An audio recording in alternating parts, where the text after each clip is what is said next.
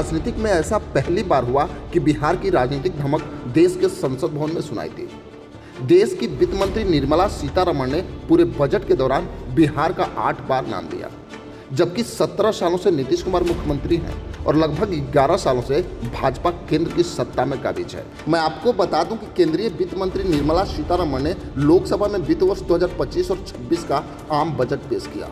उन्होंने 77 मिनट के भाषण में 8 बार केवल बिहार का नाम लिया। वहीं अगर देखा जाए तो पूरे बजट के दौरान केवल बिहार का नाम गूंजता रहा। राजनीतिक जानकार तो यहाँ तक बता रहे हैं कि भाजपा का फोकस केवल बिहार विधानसभा चुनाव ही रहा, जिसको देख के ही आम बजट पेश किया गया। लेकिन अगर वहीं देखा जाए तो राजनीतिक पार्टियां और बिहार की जनता बखूबी जानती है कि नीतीश कुमार की राजनीतिक पार्टी का आखिरी चरण चल रहा है और भाजपा इसी के सहारे बिहार में अपने राज स्थापित करना चाहती है। वहीं अगर बिहार की राजनीति की बात की जाए तो इस समय 3 युवा चेहरे बिहार की राजनीति में धमक दे रहे हैं। लेकिन बिहार फर्स्ट और बिहारी फर्स्ट का नारा देने वाले चिराग पासवान की राजनीतिक धमक देश के संसद भवन में सीधे गूंजी, क्योंकि पूरे बजट के दौरान केंद्रीय मंत्री निर्मला सीतारमण ने केवल महिलाओं और युवाओं पे ही फोकस किया। क्योंकि अगर देखा जाए तो चिराग पासवान केवल यमवाई समीकरण की ही बात करते हैं, यम यानी महिला। वैसे अगर देखा जाए तो बजट में सभी वर्गों का खास ध्यान रखा गया, विशेषकर महिलाओं के लिए कई महत्वपूर्ण पहल भी की गई। रोजगार के लिए लोन की सुविधा बढ़ाई गई, जिसका मतलब है कि अधिक अब लोन मिल सकेगा। यह एक बहुत ही सकारात्मक कदम है।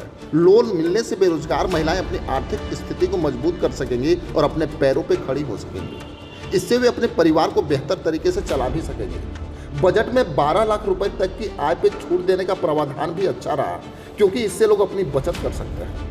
हालांकि 12 लाख रुपए की आय वाली छूट आम आदमी से बहुत दूर की बात है, इसलिए इस छूट का फायदा सीमित लोगों तक मिलेगा। लेकिन जो लोग इस छूट के दायरे में आते हैं उन्हें इससे निश्चित रूप से लाभ होगा और वे अपनी आर्थिक स्थिति में सुधार कर सकेंगे। महिलाओं के उद्यमों को बढ़ावा देने के लिए डिजिटल ट्रेनिंग, मार्केटिंग सपोर्ट और सरकारी योजनाओं से जोड़ने की सुविधा बहुत ही अच्छा कदम। वहीं अगर देखा जाए तो महिलाओं को मार्केटिंग, ट्रेनिंग और डिजिटल माध्यमों से जोड़ा जाए तो उन्हें बहुत सारी जानकारी मिल सकती है। क्योंकि अगर दूसरी तरफ देखा जाए तो चिराग पासवान का दूसरा फोकस वाई पे रहा है, क्योंकि युवाओं के लिए केंद्र सरकार ने कई योजनाओं की घोषणा की। वहीं अगर देखा जाए तो आम बजट में कई महत्वपूर्ण बदलाव किए गए। बजट की सबसे बड़ी बात तो ये रही कि टैक्स छूट की सीमा को बढ़ा के 12 लाख रुपए कर दी गई। यह मध्यम वर्ग के परिवारों के लिए एक अच्छा संकेत है। मध्यम वर्ग के लिए एक अच्छा कदम भी माना जा रहा है, क्योंकि पहले से तय सीमा को बढ़ा के करदाताओं को कुछ राहत भी मिली है। इसके अलावा रोजगार को बढ़ावा देने के लिए भी कई प्रावधान किए गए। मेडिकल कॉलेजों की सीटों की संख्या बढ़ाने की भी बात की गई और बिहार में आईआईटी के विस्तार के लिए भी केंद्र सरकार ने मंजूरी दे दी। राजनीतिक जानकार तो ये बता रहे हैं कि एक तरफ से मोदी सरकार ने चिराग पासवान के सारे मुद्दों को ध्यान दिया, क्योंकि अमित शाह भी अच्छी तरह से जानते हैं कि भाजपा के पास वैसा कोई चेहरा नहीं है जो विपक्ष से सीधे लड़ सके। क्योंकि भाजपा भी जानते हैं कि उनके पार्टी के अंदर ही खेमाबंदी है, क्योंकि सम्राट चौधरी पे अगर अमित शाह दाव खेलते हैं तो सम्राट चौधरी का विरोध निश्चित ही भाजपा में होगा। वैसे अगर देखा जाए तो नित्यानंद राय की भी इच्छा रही कि बिहार में सीएम फेस का चेहरा भाजपा उनको मान ले, लेकिन भाजपा भी जानते कि नित्यानंद राय की जाति का वोट अभी लालू प्रसाद यादव के साथ है। वहीं अगर देखें तो फायर ब्रांड नेता गिरिराज सिंह की भी इच्छा रही कि वो मुख्यमंत्री बन जाए, लेकिन भाजपा योग्यता के हिसाब से ही सीएम फेस देगी, जिसपे बिहार की जनता आसानी से विश्वास कर ले।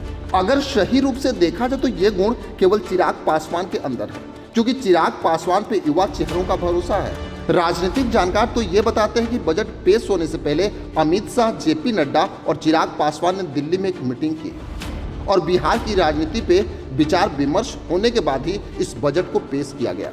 वैसे अगर देखा जाए तो चिराग पासवान का हमेशा से ध्यान रहा कि बिहार में फूड प्रोसेसिंग हब बनाई जाए और उसका खास करके केंद्र सरकार ने ध्यान भी दिया।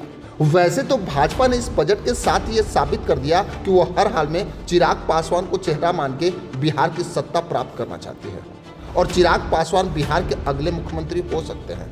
खैर, इसमें आपकी क्या राय है हमें कमेंट बॉक्स में जरूर लिखेंगे। बस आज के लिए इतना ही, फिर मिलेंगे। जय हिंद।